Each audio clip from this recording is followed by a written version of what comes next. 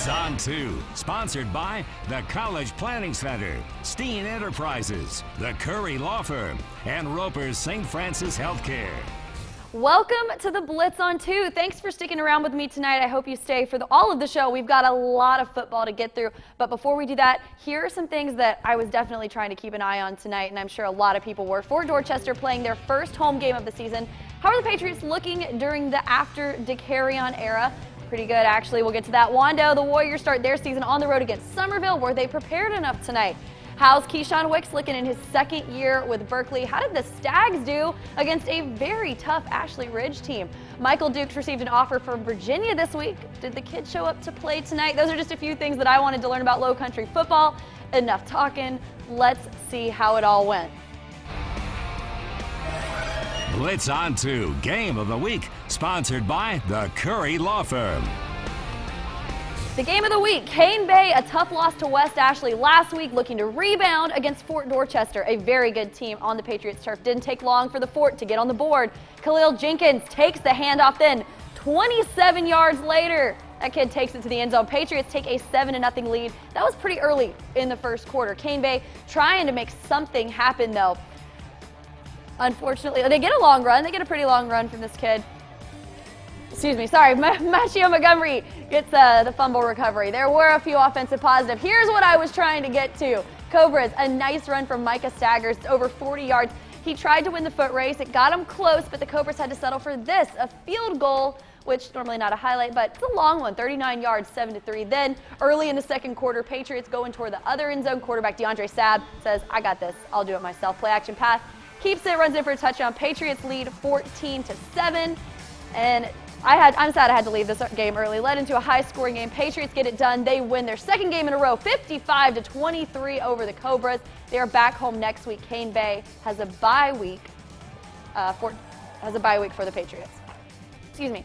All right, that was a great game. A little bit of stumbling over. It was a really great game to watch. Moving right along, another big 5A matchup here in the Low Country. The Green Wave hosting Wando. It's Somerville's second game. They already have that one game experience under their belt. Wando said that they didn't feel really prepared. First quarter, Somerville QB Jonathan Bennett hands the ball off to KJ Rollins, takes it all the way into the end zone for the first touchdown of the night.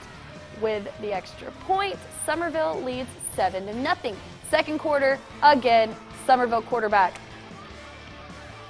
Short pass to Andre Banks, catches it in the end zone for Somerville's second touchdown of the night. With the extra point, they are up 14-0 against Wando. It kind of stalled for a little bit.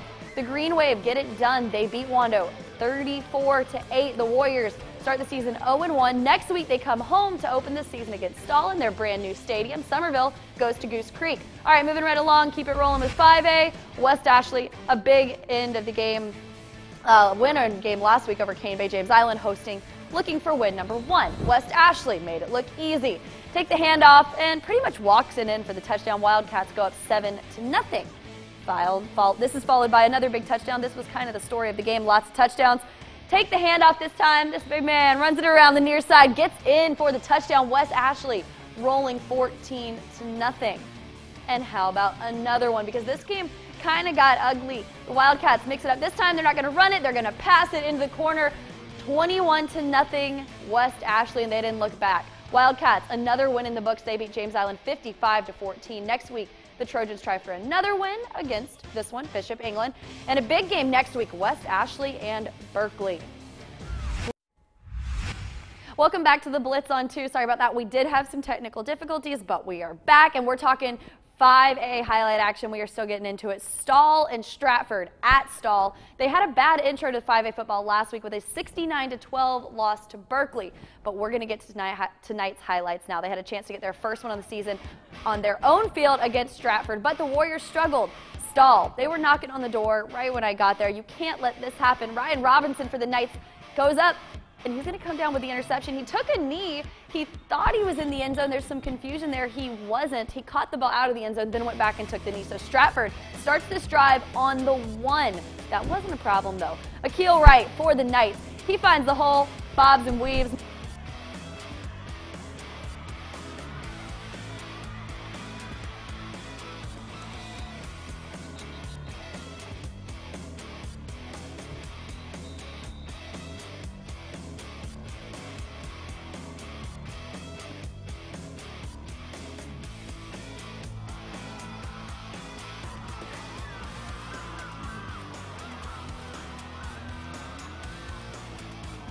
All right, we are back.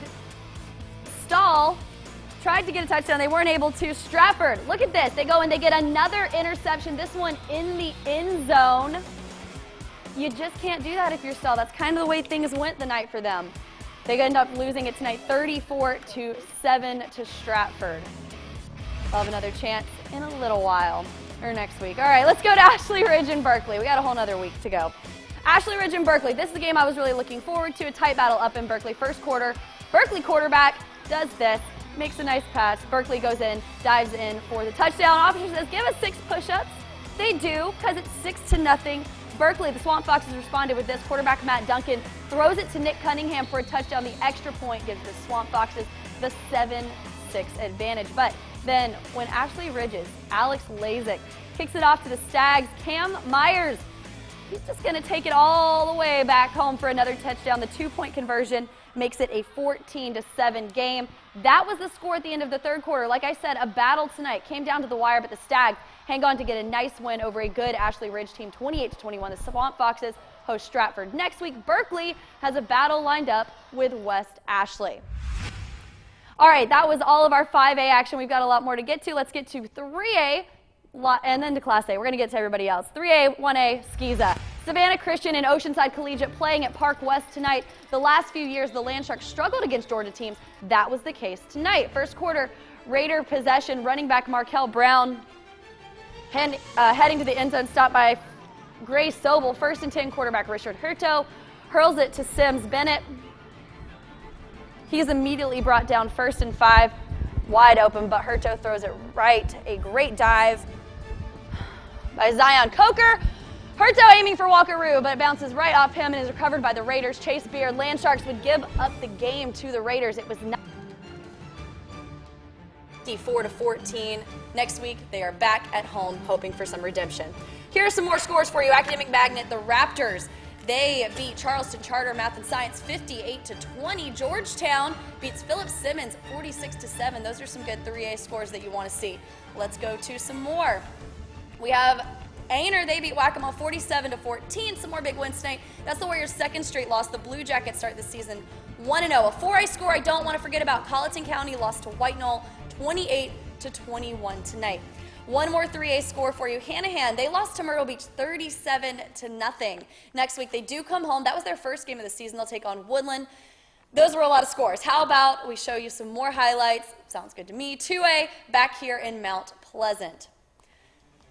And let's go to some Class A scores instead. The St. John's Islanders had a nice win last week, but fall tonight against Andrew Jackson 37-24. Let's keep it moving. Let's keep on moving on. Some Skeeza, First Baptist hosting Burke. Michael Dukes, where are you at tonight? Well, I'd like to show you some of that First Baptist defense first. They forced many turnovers in this one tonight. Of course, Michael Dukes ran all over the place, even if a couple of them were only for just a few yards. And then, like that one, just a couple yards, but he'll take what he can get because that's what he does. LT Dangsler now, how about a huge sack? It was already 41-0 by the time we got there. First Baptist rolled tonight, a huge win over Burke. Like I said, 41-0. Next week they go on the road to play Wilson Hall. Burke hosts Baptist Hill.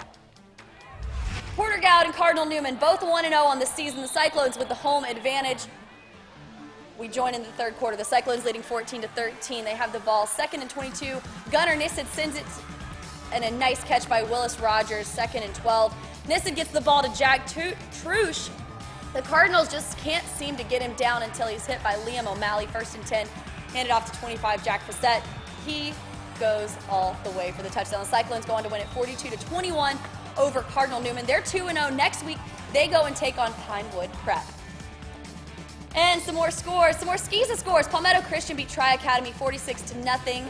Backtrack to Class A. Timberland beat Charlotte Latin 16-0. Here are some more scores. Ben Lippen Falcons took down Pinewood Prep 34-6 tonight. The Falcons are an even 1-1. The Panthers fall to 0-1. Dillon Christian Warriors 33. Northwood Academy 6. Dillon Christian wins that one. All right, thanks for sticking with me through all of that. I may need to go get some water. There's still